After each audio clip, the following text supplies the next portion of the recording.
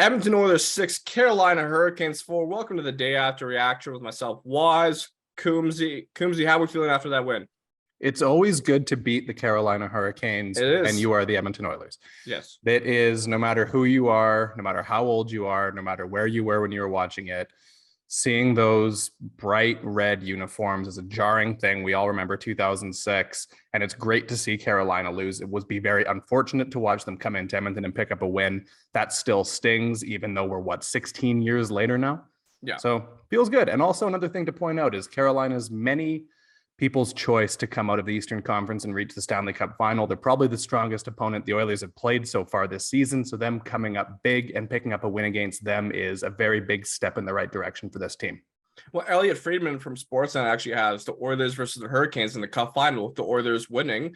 And, I was 9 years old back in 2006. So that loss still stings because, childhood, losing, it sucks. Anyways, let's get to the game, but just give your overall consensus thoughts. How was Jack Campbell? It was a, 6-4. What a scoreline. Yeah, that was a fun and exciting game. And I mean, I'm seeing people now saying, hey, this would be a fantastic Stanley Cup matchup in June. This is two teams with strong offenses that can do a lot.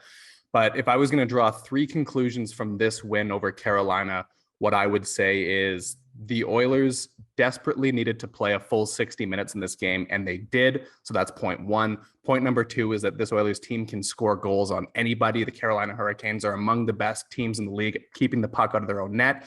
The Oilers put up 6 goals on them.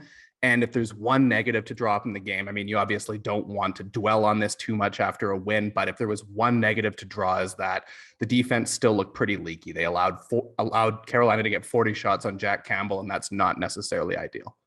No, yeah, especially Svechnikov. He had a hat trick, right? So that was very impressive from him. What did you think of Jack Campbell?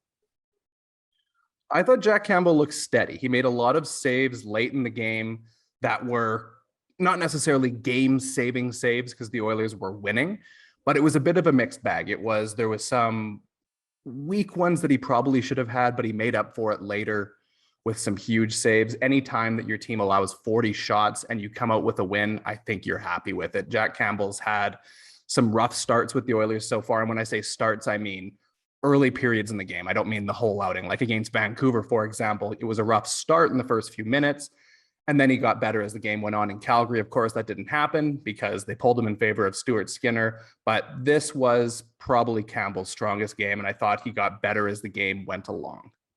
All right, well, we had your 3 conclusions. How about we get to your 3 takeaways? Sure.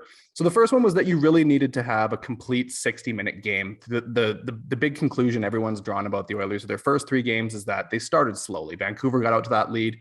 Calgary got out to that lead. Even Buffalo was able to get out to a lead. And sometimes you're going to be able to come back against a team like Vancouver. They're not very good. You can pull off a comeback, but against the Flames, that's not going to happen. They're a strong team. Same thing with Carolina. You have a team like this coming in. If you go down 2-0 in the first period, it's going to be really hard to come back. And the Oilers started off well. They scored the first goal. And then even when Carolina got the equalizer in the second period, they didn't get dejected. They didn't get down on themselves. They continued to play their game. They continued to push. And it was a full, solid 60-minute effort from the Oilers. And that's what it's going to take for them to beat good teams like Carolina. Second takeaway? The second takeaway is that Edmonton's offense is one of the best in the league, and they can score goals on anybody. The Hurricanes defend well and have very good goaltending. They allowed the fewest goals against in the NHL last year, and Freddie Anderson finished 4th in Vezina Trophy in Vezina Trophy voting. Right. And this year, and in this game, what you saw was the Oilers had a deep, consistent attack. Yeah. 6 different players scored the 6 goals. Some of them were even strength. Some of them were on the power play, 1 on the penalty kill, and then 1 into the empty net.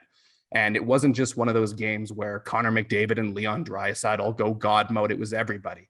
Ryan Nugent-Hopkins had an excellent game offensively. Vander Kane stepped up and scored a goal. Zach Hyman was very noticeable. It was up and down. Ryan McLeod, too, with the shorthanded goal.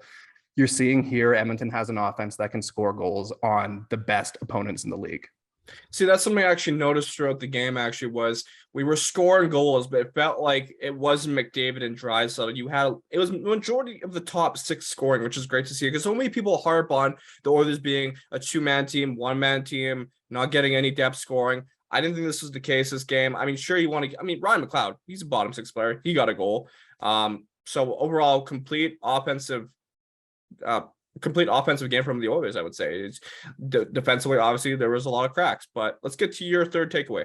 Yeah, that's the third takeaway is if you're going to have one complaint about this game, and look, they beat one of the best teams in the league and are now headed in a better direction than they were when we talked last time. But if there's one thing to complain about right now, it's that the defense still looks pretty shaky. This team, I'm not sure if we put enough thought into this over the summer, but the team does seem like they missed Duncan Keith on that second pairing. They're having a hard time creating three strong defensive pairings. The one that seems to be the one that really stands out is putting Ryan Murray, the veteran, alongside Evan Bouchard. They've been outscored 4-0 this season at even strength. The biggest problem for the Oilers right now is going to be finding another left-handed defenseman to fit into that spot next to Bouchard. Whether it comes internally, a lot of people have been suggesting a trade. The answer could be Philip Broberg, but as we learned yesterday, he's been a little bit banged up and hasn't played yet this year. So a little bit of a challenge to expect him to be the answer right away. Fantastic takeaways, Cam, like always. And of course, if you want to head and need more Oilers in-depth analysis, head to OilersNation.com. Don't forget to like, comment, and subscribe. And thank you for tuning in to the Day After Reaction. Best wishes. Good vibes only.